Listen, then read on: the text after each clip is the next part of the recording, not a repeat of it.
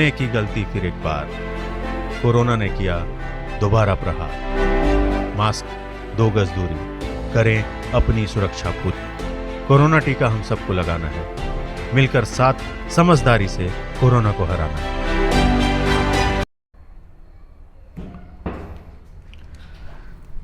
तो कल क्या पढ़ा रहे थे? नागरिकता। चलिए नागरिकता के बारे में पढ़ते। हमने नागरिकता आपको पढ़ाया था। नागरिकता के बारे में वीडियो में हमने आपको बताया था कि भाग 2 में, और हमने कहा था कि आर्टिकल 5 से 11 तक का हम नागरिकता के बारे में पढ़ेंगे। आपने देखा कि 5, 6, 7, 8, 9, 10, 11, 12 तक नागरिकता के बारे में चर्चा देखें। आज हम पार्ट 2 इसका पढ़ाते हैं कि नागरिकता भारतीय संविधान संशोधन अधिनियम 1955 के तहत, अधिनियम 1955 के तहत नागरिकता कितने प्रकार से ग्रहण की जा सकती है और कितने प्रकार से समाप्त की जा सकती है। अधिनियम 1955 के तहत 5 प्रकार से नागरिकता ग्रहण की जा सकती है। 5 प्रकार से जो होती है नागरिकता ग्रहण की जा सकती है, और 3 प्रकार से नागरिकता समाप्त हो जाती है। 3 प्रकार से नागरिकता समाप्त की जा सकती है। 3 प्रकार से नागरिकता समाप्त की जा सकती है।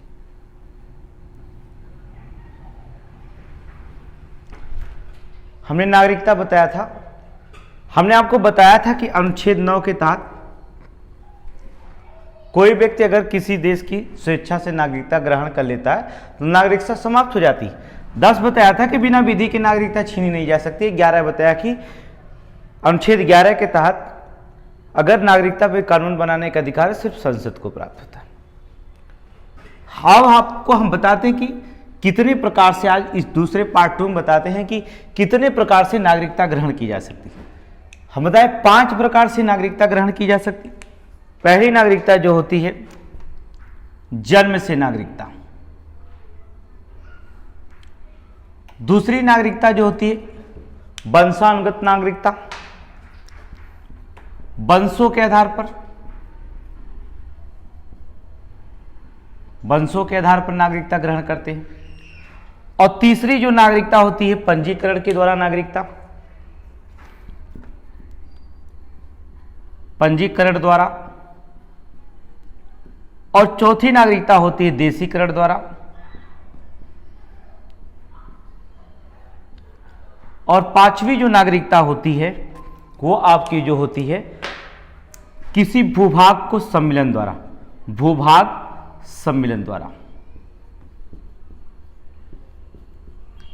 ये 5 प्रकार से जो हम नागरिकता को क्या कर सकते हैं, ग्रहण कर सकते हैं। जन्म से नागरिक, वंश के आधार पर नागरिकता, पंजीकरण के द्वारा नागरिकता, देशीकरण के द्वारा नागरिकता, या भूभाग किसी क्षेत्र को सम्मिलित कर लें तब वो हम नागरिकता मान लेते हैं।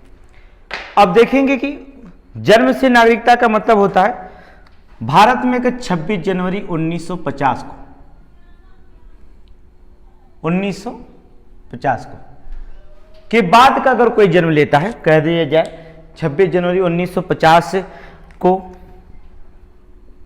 जब संविधान लागू हुआ तो यहां पर जन्म हुआ, तो बाद की नागरिकता, या उसके बाद के भी, हम उसके बाद के भी लेते हैं, परंतु उसके बाद के लेंगे, परंतु हम जो नागरिकता लेंगे वो आपको 1 जुलाई,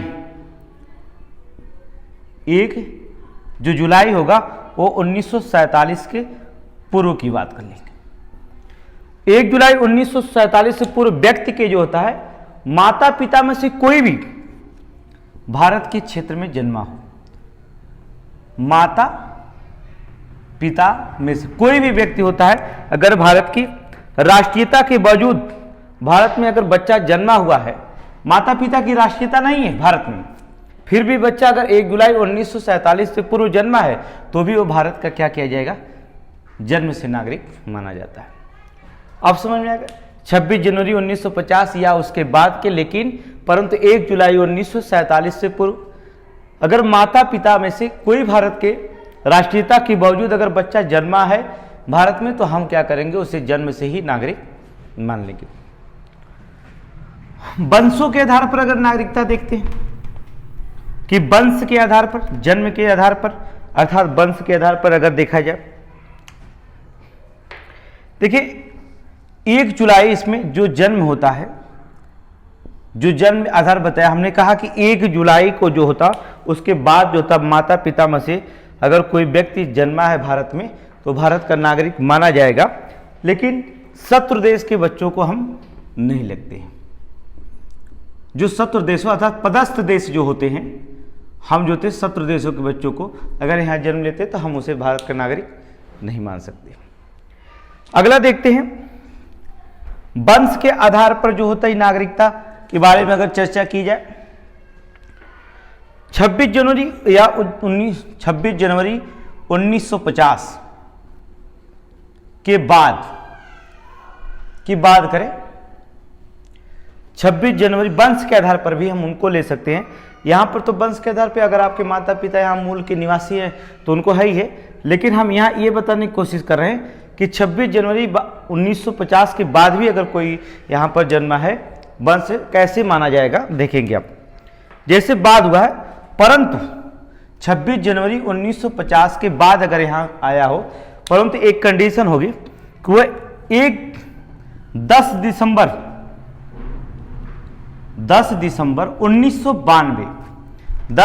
1992 से पूर्व बाहर रहा हो, पूर्व भारत से बाहर रहा हो,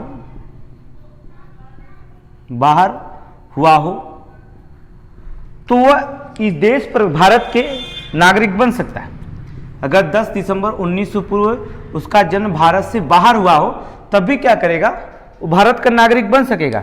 लेकिन 3 दिसंबर 2004 के बाद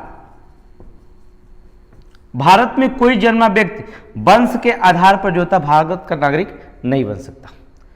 30 दिसंबर 2004 के बाद अगर कोई व्यक्ति भारत में जन्मा हो तो क्या करेगा, भारत का नागरिक नहीं बन सकता है। अगला कंडीशन अप्लाई होता है पंजीकरण के द्वारा। देखिए पंजीकरण के द्वारा हम भारत के कैसे नागरिकता देते, तीसरी जो कंडीशन होती है वो पंजीकरण के द्वारा, तीसरा पंजीकरण द्वारा।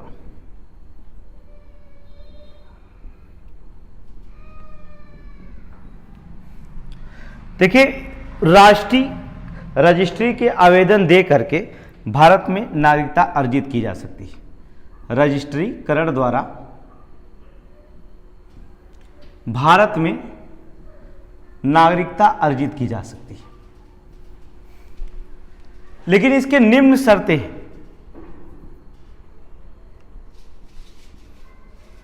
इसके जो होते हैं निम्न शर्तें रखी गई हैं। क्या शर्तें क्या है? पहला, पंजीकृत होने से पूर्व अगर कोई व्यक्ति भारत में पंजीकृत हो रहा है, शर्तें क्या है? पंजीकृत होने से पूर्व, पंजीकृत होने से पूर्व वह भारत में 5 वर्ष से निवास कर रहा हो, 5 वर्ष से निवास कर रहा हो। अगर वो पंजीकृत के द्वारा, रजिस्ट्री के द्वारा भारत में नागरिकता प्राप्त करना चाहता है तो क्या करेंगे? पंजीकृत होने से पूर्व 5 वर्ष से क्या कर रहा हो? निवास कर रहा है। दूसरी चीज होगी कि वह भारत में जन्मा व्यक्ति भारत के बाहर किसी अन्य देश में क्या कर रहा हो? आमतौर पर निवास कर रहा हो। कोई व्यक्ति है जो भारत में जन्मा, भारत में जन्मा है, लेकिन आमतौर पर किसी दूसरे कंट्री में रह रहा है, दूसरे देश में रह रहा है, आमतौर पे कहा जाए वो किसी दूसरे देश में रहा है, तो क्या कर सकता? पंजीकृत के द्वारा वो भी भारत का नागरिकता ग्रहण कर सकता है। अगला, अगर भारत की नागरिकों की अगर पत्नियां हैं, मान लीजिए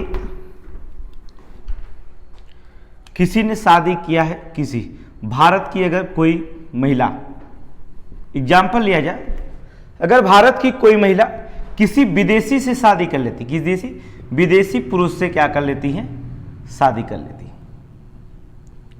विदेशी पुरुष से अगर शादी कर लेती हैं तो वो विदेशी पुरुष क्या हो जाएगा, भारत का नागरिक माना जाएगा।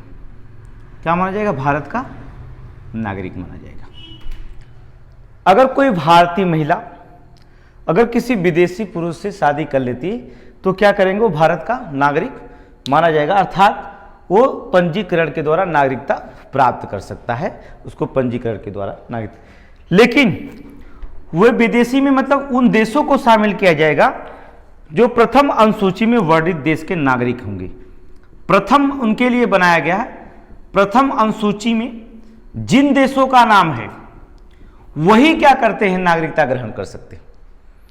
इसमें जैसे पाकिस्तान को ले लीजिए, पाकिस्तान का कोई नाम नहीं, इसलिए पाकिस्तान से अगर कोई महिला, यहाँ की महिला पाकिस्तान शादी करती है तो हम क्या करेंगे, उसको नागरिकता नहीं दे सकते, क्योंकि प्रथम अनुसूची में जो देश वर्णित हैं उन्हीं देशों को क्या किया जाता है, भारत की पंजीकरण के द्वारा नागरिकता दी जा सकती है, उनको सभी को नहीं दी जा सकती। तो प्रथम अनुसूची में वर्णित देशों को ही नागरिकता हम दे सकते हैं।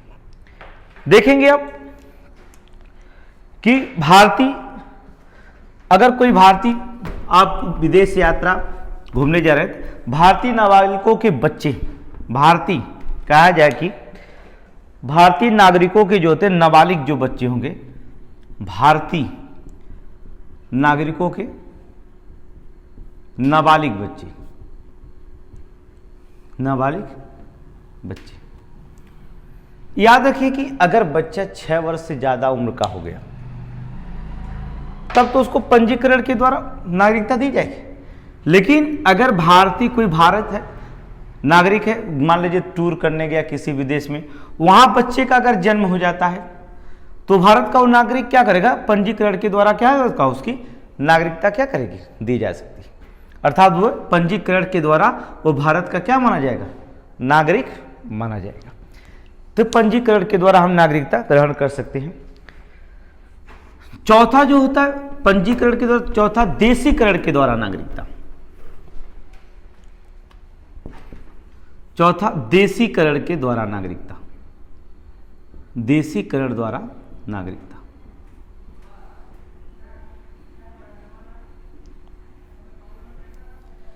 देशीकरण के द्वारा नागरिकता कैसे देंगे, मान लीजिए ऐसे देश जो भारत के नागरिक या देशीकरण के द्वारा नागरिकता प्राप्त करना चाहते हैं, वो पहला कंडीशन है अपने देश की नागरिकता त्याग दिए हों, ये भारत सरकार को, वहाँ के सरकार को पता हो और यहाँ भारत सरकार के सूचना में हो कि हमने, कोई अगर व्यक्ति है वो अपने देश की नागरिकता त्याग दिया है, ये हमारे केंद्र सरकार को, अर्थात अगर अपने देश की नागरिकता त्याग दिया है तो हमारे भारत सरकार को, अर्थात भारत सरकार को ये सूचना प्राप्त हो कि हमने अपने देश की नागरिकता प्राप्त कर दी।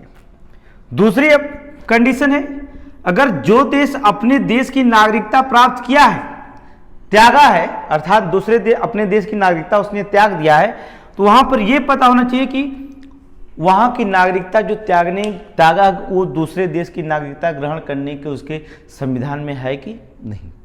अगर नहीं है वहां की तो क्या करेंगे, हम उसे नागरिकता नहीं देंगे। दूसरी कंडीशन अप्लाई होती है,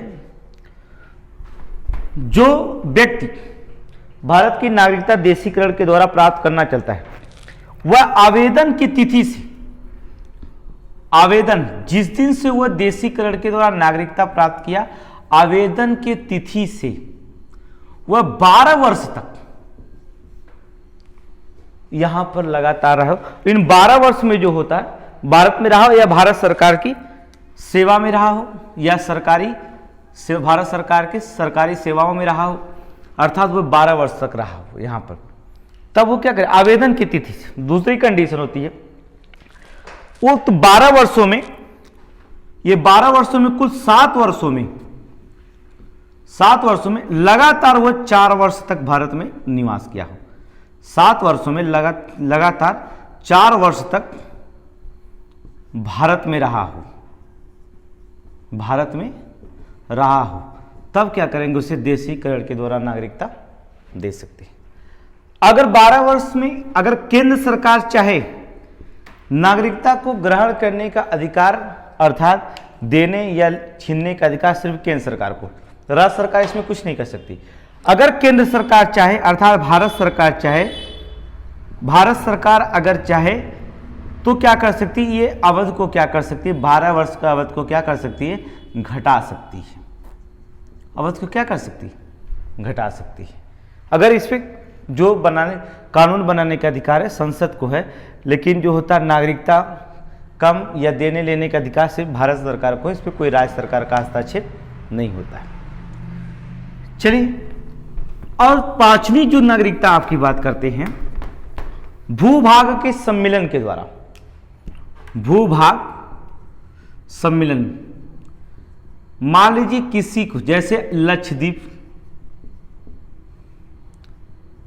अगर लक्षद्वीप फ्रांस देश का क्या था, अधिकार था, हमने इसको क्या कर दिया, अपने देश में मिला लिया, अपने देश में अपने भूभाग में मिला लिया, तो यहां नागरिकता स्वतः प्राप्त हो जाएगी।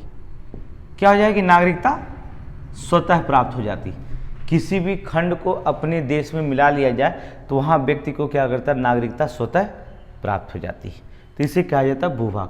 तो ये 5 प्रकार से जो होते हैं नागरिकता ग्रहण किया जा सकता है। अब बात करते हैं नागरिकता समाप्त करने का। तो नागरिकता समाप्त करने का अधिनियम 1955 के तहत ही कहा गया, नागरिकता 3 तरह से समाप्त की जा सकती है। देखेंगे, नागरिकता 3 प्रकार से समाप्त की जा सकती है। कैसे? पहली अप्लाई होती है कि नागरिकता का परित्याग कर दिया गया, नागरिकता का परित्याग।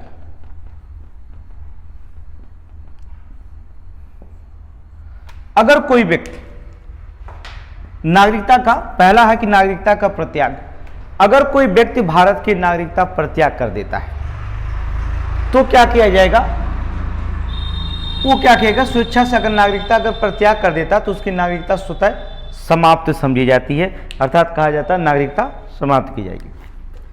परंतु अगर बच्चा 6 वर्ष, उसका कोई नाबालिग बच्चा है, नाबालिग बच्चा कह दिया जाए कि अगर कोई बच्चा है उसकी उम्र अगर 6 वर्ष है तो भारत का ही नागरिक माना जाएगा। वो नहीं कहा जाएगा कि अगर बच्चा 6 वर्ष से कम उम्र का, अच्छा 6 वर्ष का है अर्थात और बच्चा नाबालिग है, तो उसे समझा जाएगा कि व्यक्ति ने नागरिकता त्याग दिया है, बच्चे ने नहीं। अगर बच्चा 18 वर्ष का हो जाता है, बच्चा क्या है 18 वर्ष का, भारतीय होने पर वह क्या करेगा, भारतीय नागरिकता बन सकता है। अर्थात वो मान लीजिए इन्होंने नागरिकता व्यक्ति ने त्याग दिया, बच्चा 6 वर्ष का है, तो हम कहेंगे जब बच्चा 18 वर्ष का हो जाएगा तो क्या किया जाएगा, भारत का नागरिक बन सकता, भारतीय नागरिकता क्या कर सकता, प्राप्त कर सकता, कहा जाए कि नागरिक बन सकता है, अर्थात नागरिक बन सकता है। बच्चे का पिता, फिर सुनिए, बच्चे के पिता अगर नागरिकता को क्या कर दे, परित्याग कर दिया है, तो बच्चा 6 वर्ष का ऐसा कम उम्र का है, तो बच्चा 18 साल की उम्र प्राप्ति के बाद वो भारत का नागरिक क्या कर सकता है, बन सकता है। दूसरी चीज, नागरिकता परित्याग कर दीजिए, या दूसरा जो होता है, नागरिकता से कहा जाए कि दूसरे देश की नागरिकता ग्रहण कर लिया जाए। दूसरी कंडीशन होती है यदि आप दूसरे देश की नागरिकता ग्रहण कर लिए हो। हमने आपको बताया आर्टिकल 9 में हमने बताया था कि अनुच्छेद 9, याद करिए आर्टिकल 9 में, पार्ट 1 में देखिएगा, आर्टिकल 9 में हमने बताया कि यदि कोई व्यक्ति स्वेच्छा से दूसरे देश की अगर नागरिकता ग्रहण कर लेता है तो भारत में नागरिकता उसकी स्वतः क्या हो जाती है, समाप्त हो जाती है। भारत में उसकी नागरिकता स्वतः समाप्त हो जाती है। तो इसमें बताया गया कि अगर दूसरे देश की आपने नागरिकता ग्रहण कर लिए हैं आर्टिकल 9 के तहत, तो स्वतः आपकी नागरिकता क्या की जाएगी, समाप्त की जाएगी। तीसरी जो कंडीशन अप्लाई होती है, तीसरे प्रकार से नागरिकता से, तीसरी बात है नागरिकता से वंचित किया जाना। आपको भारत सरकार नागरिकता से वंचित कर सकती है, नागरिकता से वंचित किया जाना, नागरिकता से वंचित किया जाना। कैसे? इसके निम्न शर्तें होती हैं। पहला, यदि नागरिक, यदि कोई नागरिक भारतीय संविधान के प्रति, भारतीय संविधान के प्रति निष्ठहीनता दिखाई दिया, निष्ठहीनता, समझे? भारतीय संविधान के प्रति अगर निष्ठहीनता दिखाई दे तो क्या करेंगे हम? उसको क्या करेंगे? नागरिकता उसकी क्या कर देंगे? समाप्त कर देंगे। दूसरी कंडीशन ये होती है, यदि कोई नागरिक अवैध तरीके से या कह सकते हैं फर्जीवाड़ा से अगर उन्होंने नागरिकता किसी तरह से भारत में ग्रहण कर लिया है तो उसकी भी नागरिकता हम क्या करेंगे? समाप्त कर देंगे। तीसरी कंडीशन होती है, शत्रु देश के साथ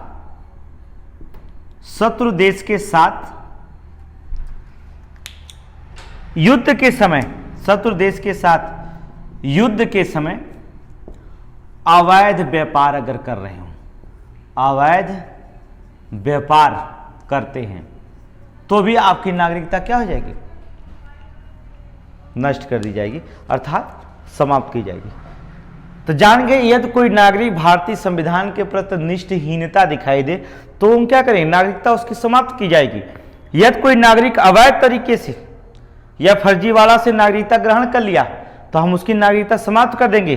तीसरा, यदि शत्रु देश के साथ अवैध युद्ध हो रहा है और अवैध व्यापार करता है कोई व्यक्ति तो हम उसकी नागरिकता क्या करेंगे? समाप्त कर लेंगे, अर्थात वो छीन लिया जाएगा। लास्ट कंडीशन, यदि कोई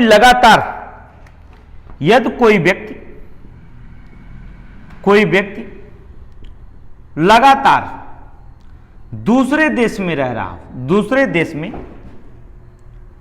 7 वर्ष से रह रहा हो, 7 वर्ष से रह रहा हो तो उसकी भी नागरिकता क्या हो जाएगी? समाप्त कर दी जाती है। यदि कोई व्यक्ति लगातार दूसरे देशों में 7 वर्ष से अगर रह रहा है तो हम उसकी भी नागरिकता क्या करेंगे? समाप्त कर देंगे। और एक और कंडीशन होती है इसमें, अगर रजिस्ट्रीकरण कराया है या रजिस्ट्रीकरण या पंजीकरण के द्वारा कोई व्यक्ति रजिस्ट्रीकरण या आप कह सकते हैं पंजीकरण के द्वारा अगर नागरिकता ग्रहण किया है यहां पर तो 5 वर्षों में, लगभग 5 वर्ष की अवधि में, 5 वर्ष की अवधि में देखेंगे कोई भी व्यक्ति हो जो रजिस्ट्रीकरण के द्वारा भारत में नागरिकता प्राप्त किया है या पंजीकरण के द्वारा अगर भारत में नागरिकता प्राप्त किया है, 5 वर्ष के अवधि के अंदर वह कम से कम 2 वर्ष तक, वह कम से कम 2 वर्ष तक दंडित, किसी न्यायालय द्वारा दंडित ना किया गया। आपने रजिस्ट्रीकरण के द्वारा, पंजीकरण के द्वारा अगर नागरिकता ग्रहण कर लेते हैं तो आप 5 वर्ष की अवधि में जो होता है, अगर 2 वर्ष के लिए किसी दंडित किए गए हों तो आपको क्या किया जाएगा? इसकी नागरिकता से क्या किया जाएगा? वंचित कर दिया जाएगा। ये नागरिकता इतिहास कारणों से हम भारत के नागरिकता से क्या करेंगे? एक व्यक्ति को वंचित करेंगे। तो आपने पार्ट 1 देखा, पार्ट 2 देखा। अगले वीडियो में हम आपको बताते हैं कि किन आर्टिकल के तहत जो था भारत में नागरिकता किनको राजनीतिक अधिकार दिया गया, किनको राजनीतिक अधिकार नहीं दिया है, कौन सा मूल अधिकार है जो भारतीयों को प्राप्त है, कौन सा मूल अधिकार है जो भारतीय जो विदेशों को प्राप्त हैं, बल्कि भारतीय को प्राप्त लेकिन विदेशों को प्राप्त नहीं है। ये नेक्स्ट वीडियो में आपको बताते हैं।